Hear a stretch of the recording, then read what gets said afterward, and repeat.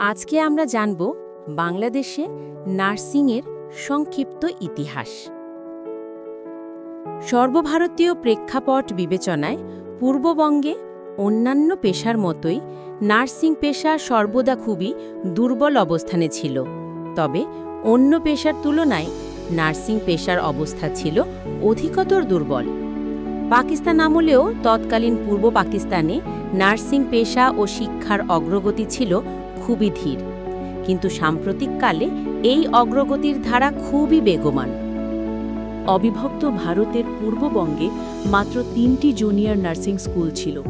১৯৪৭ সালে ভারত পাকিস্তান পৃথক রাষ্ট্র হিসেবে স্বাধীনতা লাভের সময় মাত্র ৫০ জন নার্স তৎকালীন পূর্ব পাকিস্তান হেলথ সার্ভিসের সঙ্গে নিজেদের যুক্ত করার ঘোষণা প্রদান করেছিলেন। সেই সময় অধিকাংশ হাসপাতালেই অ্যাপ্রেন্টিস নার্স এবং নার্স অ্যাটেন্ডেন্টগণ নার্সিং পেশার কাজটি চালিয়ে নিতেন। দেশের প্রথম medical college Dhaka medical college প্রতিষ্ঠার পর অল্প সময়ের ব্যবধানে ঢাকা মেডিকেল কলেজ হাসপাতাল সংলগ্ন দেশের প্রথম সিনিয়র নার্সিং স্কুল প্রতিষ্ঠা লাভ করে। একজন ব্রিটিশ নার্স একাধারে ঢাকা মেডিকেল কলেজ হাসপাতালের matron, superintendent of nursing service এবং পূর্ব পাকিস্তান নার্সিং কাউন্সিলের রেজিস্ট্রারের দায়িত্ব পালন করতেন। এ সময়ে পূর্ব Pakistan nursing council Bengal nursing council থেকে পৃথক হয়ে যায়। তৎকালীন পাকিস্তানের কেন্দ্রীয় সরকারের স্বাস্থ্য মন্ত্রণালয় পূর্ব পাকিস্তানের নার্সিং পেশা ও শিক্ষাকে স্বাবলম্বী করে গড়ে তোলার লক্ষ্যে এই মর্মে পত্রিকায় বিজ্ঞাপন প্রকাশ করে যে ইংল্যান্ডের নার্সিং শিক্ষা গ্রহণের জন্য ছাত্রী চাই। কিন্তু তেমন সাড়া পাওয়া গেল না।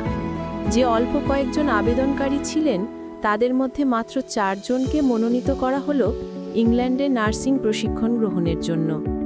তারা হলেন রহিমা খাতুন, শাহজাদি হারুন ও জোহরা খাতুন। অপরজনের নাম জানা যায়নি। তাদের মধ্যে প্রথম 2 জন ছিলেন মিডফোর্ড মেডিকেল স্কুলের LMF দ্বিতীয় বর্ষের ছাত্রী। পরবর্তীকালে তারা যুক্তরাষ্ট্রের বস্টন ইউনিভার্সিটি থেকে নার্সিংয়ের ওপর MSc ডিগ্রি অর্জন করেন এবং দেশে ফিরে নার্সিংয়ের গুরুত্বপূর্ণ পদে অধিষ্ঠিত হন। ১৯৫৬ সালে পাকিস্তানের প্রথম নার্সিং কলেজ করাচিতে প্রতিষ্ঠা করা হয়। পূর্ব পাকিস্তানের রেজিস্টার্ড নার্সগণ উচ্চতর প্রশিক্ষণের জন্য করাচি নার্সিং কলেজে সুযোগ পেতে শুরু করে। প্রশাসনিক ও শিক্ষকতায় উচ্চতর শিক্ষা গ্রহণের জন্য অনেকে বিদেশে, বিশেষত যুক্তরাষ্ট্রের বৃত্তি নিয়ে যাওয়ার সুযোগ পান। নার্সিং পেশার মান উন্নয়নের জন্য ১৯৬০ সালে জুনিয়র নার্সিং স্কুলগুলো বন্ধ করে দেয়া হয় এবং আরও 2টি সিনিয়র নার্সিং স্কুল প্রতিষ্ঠা করা হয়। কিন্তু এই অল্প কটি সিনিয়র নার্সিং স্কুলের শিক্ষার্থীর সংখ্যা ছিল খুবই কম। ১৯৭০ সাল এদেশে নার্সিং শিক্ষার জন্য একটি ল্যান্ডমার্ক। এবছর ঢাকার মহাখালীতে কলেজ অফ নার্সিং গড়ে তোলা হয়। পূর্ব পাকিস্তানের নার্স প্রশাসক ও শিক্ষকের অভাব পূরণে এই কলেজের ভূমিকা অপরিসীম। শাহজাদি হারুন এই কলেজের প্রথম অধ্যক্ষা।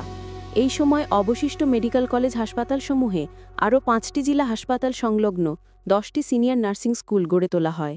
স্বাধীনতা যুদ্ধের সময় মাত্র 600 জন রেজিস্টার্ড নার্স ছিল দেশে, যাদের মধ্যে মাত্র 350 জন সরকারি স্বাস্থ্য ব্যবস্থার সঙ্গে যুক্ত ছিলেন।